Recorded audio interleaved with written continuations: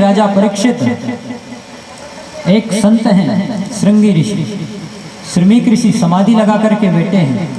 जंगल में राजा परीक्षित को प्यास लगी, मस्तक पर वह कलयुग बैठ गया उस मुकुट में, उस स्वर्ण में। प्यास के कारण राजा परेशान हो गए। श्रमिक ऋषि जो समाधि लगा करके बैठे हुए थे, वहां जाकर के राजा परीक्षित आवाज लगाते हैं,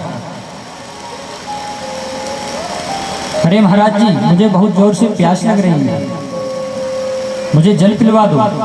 देखिए मैं कितना बड़ा राजा हूँ, पृथ्वी का राजा, तुम्हारी कुटिया के बाहर खड़ा हूँ। मेरा ना तो कोई स्वागत सत्कार किया जा रहा है, ना कुछ नहीं। मुझे प्यास लगी है, आप सुनते नहीं हो। ऐसा लगता है शायद कोई ढोंगी बाबा है।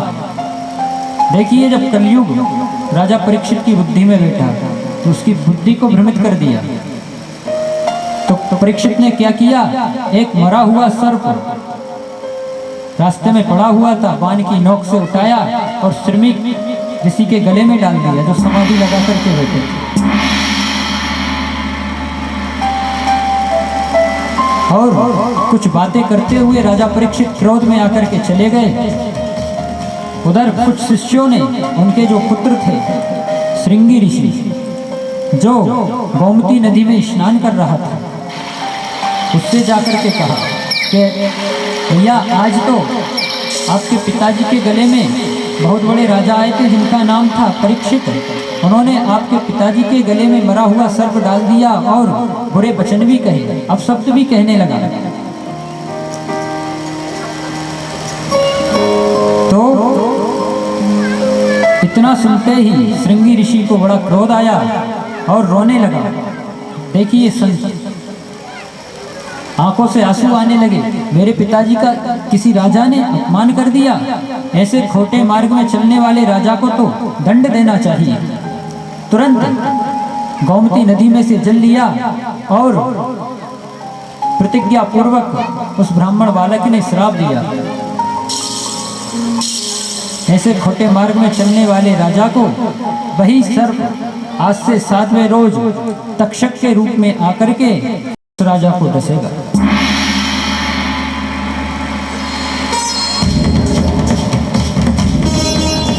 इस प्रकार राजा परीक्षित को श्राप लग गया। उधर राजा भी घर पर पहुंच करके जो ही मुकुट उतारा तो उसकी बुद्धि जैसी पहले थी वैसी ही हो गई और बड़ा दुख हुआ। अरे राम राम, आज तो मेरे हाथों से कैसा अपराध हो गया, किसी संत का मैंने अपराध कर दिया। सुबह जाकर के उनसे क्षमा मांगूंगा, उनके चरणों की सेवा करूंगा। देखिए उन संत ने मुझे अभी तक कोई दंड भी नहीं दिया, मैं तो दंड का भागी हूँ। इस प्रकार राजा परीक्षित सोच ही रहे थे, इतने में श्रृंगी ऋषि अपने पिता के पास आए, उस सर्प को निकाल करके फेंका और पिताजी से कहा, पिताजी मैंने उस राजा को दंड दे दिया है, आज से 7वें रोज तक्षक नाम का सर्प उस राजा को डसेगा, जिससे उसकी मृत्यु हो जाएगी। जब ध्यान धर के देखा कौन राजा आए थे, श्रमिक ऋषि ने देखा कि राजा परीक्षित आए थे। अरे राम राम, मेरे यहाँ से राजा परीक्षित प्यासे लौट गए और बेटा तूने उनको ऐसा श्राप दे दिया। देखिए संत का हृदय कितना कोमल होता है। संत हृदय नवनीत समाना, संत का हृदय बड़ा कोमल होता है। उधर भगवान भोलेनाथ कहते हैं संत कैसे हैं, देखिए। उमा संत की यही बड़ाई, उमा संत की यही बड़ाई, उमा संत की यही बड़ाई, उमा संत की यही बड़ाई, मंद करत जो करहि भलाई, मंद करत जो करहि भलाई, साधु अवज्ञा तुरत भवानी, साधु अवज्ञा तुरत भवानी, कर कल्याण अखिल के हानि, कर कल्याण अखिल के हानि, कर कल्याण अखिल के हानि। साधु देखिए देखने में बड़े कोमल स्वभाव के होते हैं, वैसे रूप और गुण को देख करके लजाओ मत। साधुओं के पास ऐसा क्या है जो बड़े बड़े धनवान लोग आकर के उनके आगे झुकते हैं, माथा टेकते हैं।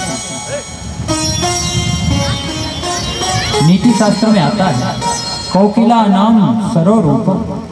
कोयल देखने में काली होती है, लेकिन उसका सबसे अच्छा गुण क्या होता है कि वो बहुत मीठा बोलती है। मीठी वाणी बोलने का उसमें सबसे अच्छा गुण है।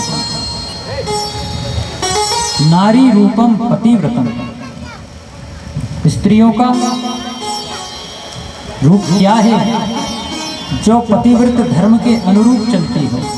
चाहे स्त्रियां 16 श्रृंगार करके युक्त हो, परंतु पतिव्रत धर्म से नहीं है तो उनका श्रृंगार करना बेकार है।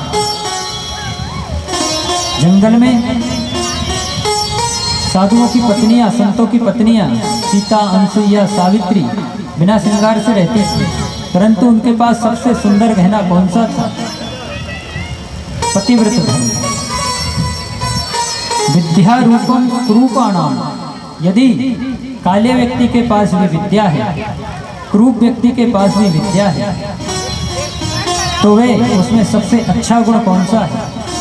तो उसके पास विद्या है, उसके पास बड़े बड़े लोग पहुंचेंगे।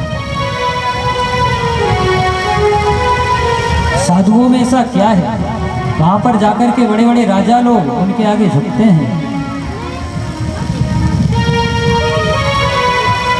साधुओं का रूप क्या है, उनका गुण क्या है? जंगलों में रहते हैं कुटी बना करके, कोई वैभव नहीं है, कोई दिखावा नहीं है, फिर भी उनके पास बड़े बड़े लोग जाते हैं।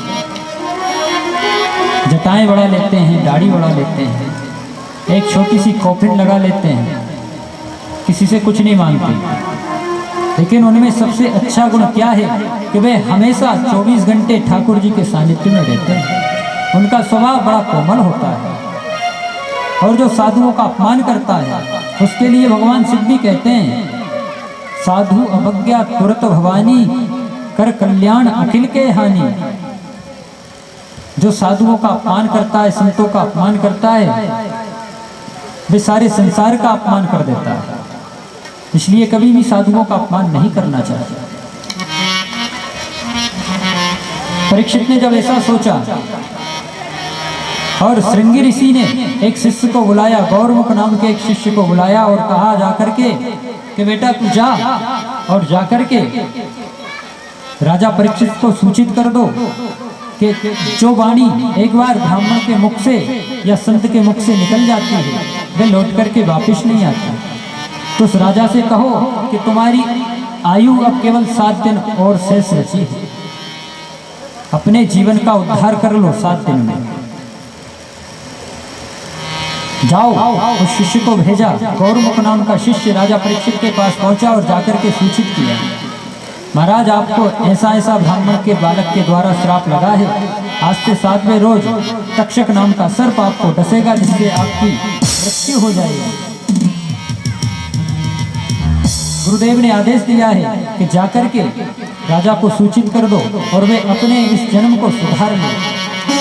जब राजा को ऐसा मालूम पड़ा कि मुझे 7वें रोज तक्षक नाम का सर्प डसेगा, तो मैं क्या करूं, कहाँ जाऊं? तो तुरंत राजा ने अपने पुत्र को बुलाया, जन्मेजय को, और उसको राजगादी पर राजा बना करके बिठा दिया। उसका राज्याभिषेक कर दिया और